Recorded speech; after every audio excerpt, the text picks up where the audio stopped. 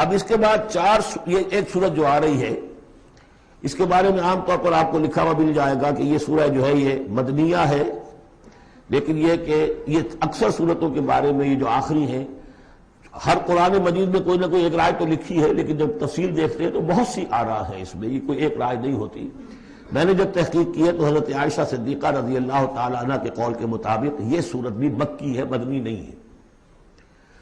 سورۃ البینہ، بسم اللہ الرحمن الرحیم، لم یکن الذین کفروا من اہل الکتاب والمشرکین منفکین حتی تأتیہم البینہ، نہیں تھے وہ لوگ جنہوں نے کفر کیا تھا اہل کتاب میں سے اور مشرکین میں سے کہ انہیں علیحدہ کر دیا جاتا یا باز آ جاتے حتی تأتیہم البینہ، جب تک کہ ان کے پاس بینہ نہ آ جاتی۔ ظاہر بات ہے کہ وہ گمراہی میں مبتلا تھے، کوئی بین چیز آئے، کوئی واضح چیز آئے جس سے کہ ان کو محسوس ہو جائے، شعور ہو جائے کہ ہم گمراہی پر ہیں، اور یا اس کا مفہوم یہ ہے کہ جب تک بین ان کے اوپر بات نہ آ جائے اس وقت تک انہیں کاٹا نہیں جا سکتا، انہیں اپنے سے علیحدہ نہیں کیا جا سکتا۔ منفق جو ہے یہ دونوں طریقے سے معنی دے گا۔ اب قابل غور کیا بات ہے، وہ بینہ کیا ہے؟ رسول من اللہ یتلو صحفا مطہرۃ فیہا کتب قیمہ، ایک رسول اللہ کی جانب سے جو تلاوت کرتے ہیں پاکیزہ اوراق کی، اور وہ فیہا، ان اوراق میں کیا ہے؟ بڑی مضبوط کتابیں لکھی ہوئی ہیں، احکام ہیں اللہ کے۔ کتاب کا لفظ خاص طور پر میں بتاتا آیا ہوں آپ کو کہ یہ احکام شریعت کے لیے آتا ہے۔ فیہا کتب قیمہ، یہ ہے وہ چیز کہ جب اللہ کا رسول اللہ کی کتاب لے کر آ جائے تو یہ بینہ اب ہو گئی، اب بات واضح ہو گئی، اب کسی شک و شبہ کی گنجائش نہیں رہی۔ یہی سورہ طلاق میں ہم نے پڑھا تھا ذکرہ، قد انزلنا الیکم ذکرہ رسولا یتلو علیکم آیاتہ، تو یہ جو ہے رسول جب تلاوت کرتا ہے، گویا کہ رسول اور کتاب مل کر بینہ بنے، اللہ کی کتاب اس کا معلم رسول مل کر بینہ بنے۔ اس اعتبار سے بینہ اور ذکرہ کی جو تعبیر ہوئی ہے اور اس کی ڈیفینیشن جو ہوئی ہے سورہ بینہ میں اور سورہ طلاق میں، وہ بہت اہم ہے۔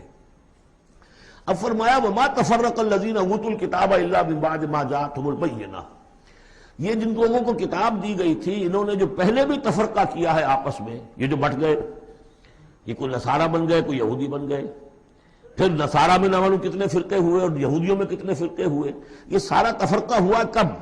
الا من بعد ما جاءتهم البینہ، مگر یہ کہ ان کے پاس بینہ آ چکی تھی، گویا کہ اس کے اب جرم کی وہ پورے طور پر اس کی سزا کے سزاوار ہو چکے۔ وما امروا، یہ آیت اس اعتبار سے بہت اہم ہے کہ دین کا پھر وہی خلاصہ جو ہم نے پڑھا تھا بہت ہی شد و بد کے ساتھ سورہ زمر میں، وہ پھر آ گیا۔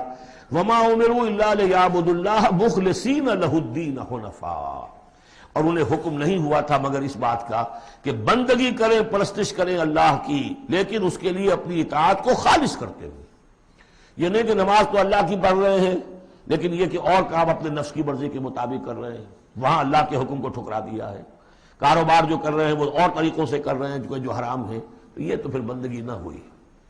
یہ تو وہ بات ہو گئی افتؤمنون ببعض الکتاب وتکفرون ببعض، کیا تم ہماری کتاب اور شریعت کے ایک حصے کو مانتے ہو اور ایک کو رد کر دیتے ہو؟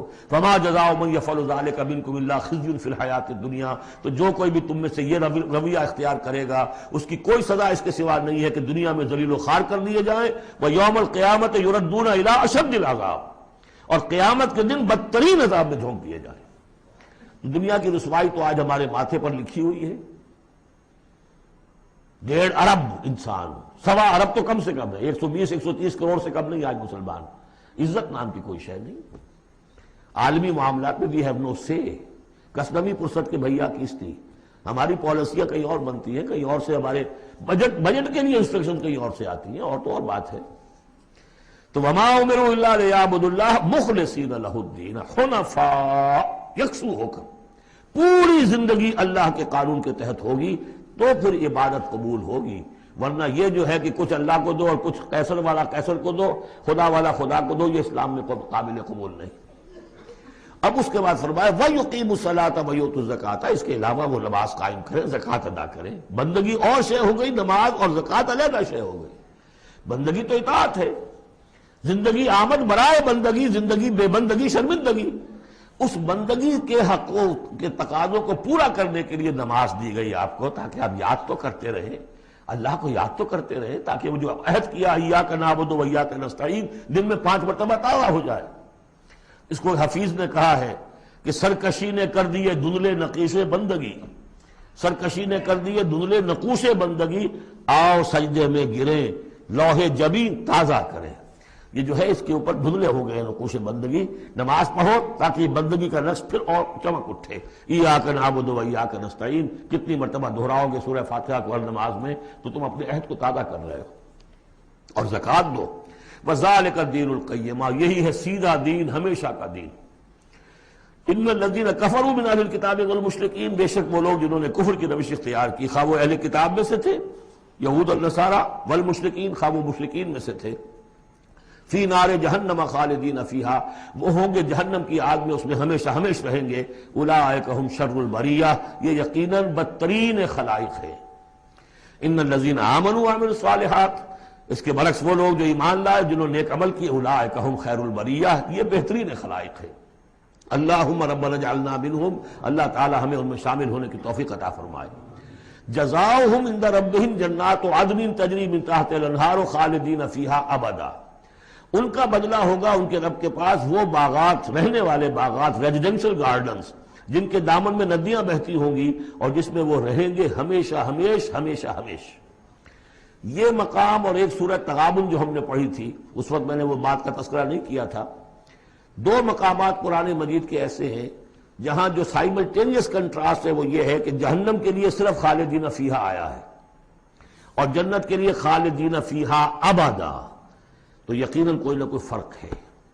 ویسے جہنم کے لیے بھی قرآن میں دوسرے مقامات پر ابدا بھی آیا ہے اور پھر سارا کچھ، لیکن جہاں کنٹراسٹ آ جائے جو فوری ہو، تو یہ جو سائملٹینیس کنٹراسٹ کے حوالے سے، چنانچہ اسی بنیاد پر امت کے دو بڑی عظیم شخصیتوں کی رائے یہ ہے کہ جہنم ابدی نہیں ہے، ایک وقت میں آ کے کھوکھلی ہو جائے گی، ختم ہو جائے گی۔ یا تو وہ جہنمی وہ ہوں گے کہ جن میں خیر کا سرے سے کوئی ایلیمنٹ ہی نہیں، انہیں جلا کر راکھ کر دیا جائے گا، معدوم ہو جائیں گے، جیسے حیوانات معدوم ہو جائیں گے۔ اور اگر کوئی خیر کا ایلیمنٹ ہے تو جیسے بھٹی میں چڑھا کر دھو کر کپڑا نکال لیا جاتا ہے، ایسے ہی وہ ان کی روح جو ہے وہ نکال لی جائے گی اور وہ پھر جنت میں پہنچ جائیں گے۔ لیکن یہ عام اہل سنت کا عقیدہ نہیں ہے، یہ نوٹ کر لیجئے، کہیں آپ مجھے میرے خلاف کوئی فتوی نہ آپ کروا دیں، لیکن یہ ہے کہ دو افراد ہیں جو بہت عظیم ہیں۔ ایک تو یہ کہ جو یوں سمجھیے کہ شیخ اکبر کہلاتے ہیں، صوفیہ میں بہت چوٹی کی شخصیت، محی الدین ابن عربی۔ دوسرے وہ شخص کہ جو ہر اعتبار سے محی الدین ابن عربی سے بہت شدید اختلاف کرتے ہیں، بہت شدید اختلاف، امام ابن تیمیہ، اور جو یوں سمجھیے کہ سلفی جو المسلک جو لوگ بھی ہیں دنیا میں، ان کے نزدیک سب سے بڑے امام جو ہے، سب سے بڑے عالم وہ امام ابن تیمیہ ہے رحمۃ اللہ علیہ، ان کی رائے بھی یہی ہے۔ تو دو عظیم اشخاص کا اس پر متفق ہو جانا، متفق گردید رائے بو علی بارائے من، تو یہ وہ یقیناً جو ہے اس قابل تھا کہ میں آپ کو اس کا تذکرہ ذکر بتا دوں۔ رضی اللہ عنہم، یہ لوگ جو ہیں وہ لوگ کہ ان الذین آمنوا وعملوا الصالحات اولئک هم خیر البریہ جزاؤہم عند ربہم جنات عدن تجری من تحتہا الانہار خالدین فیہا ابدا رضی اللہ عنہم ورضوا عنہ، اللہ تعالیٰ ان سے راضی ہو گیا اور وہ اس سے راضی ہو جائیں گے۔ جب جائیں گے وہاں تو اللہ تعالیٰ وہ کچھ دے گا کہ راضی ہو جائیں گے۔ ذالک لمن خشی ربہ، یہ ان کے لیے ہے جو اپنے رب سے ڈرتے رہے۔ اللہم ربنا اجعلنا منہم۔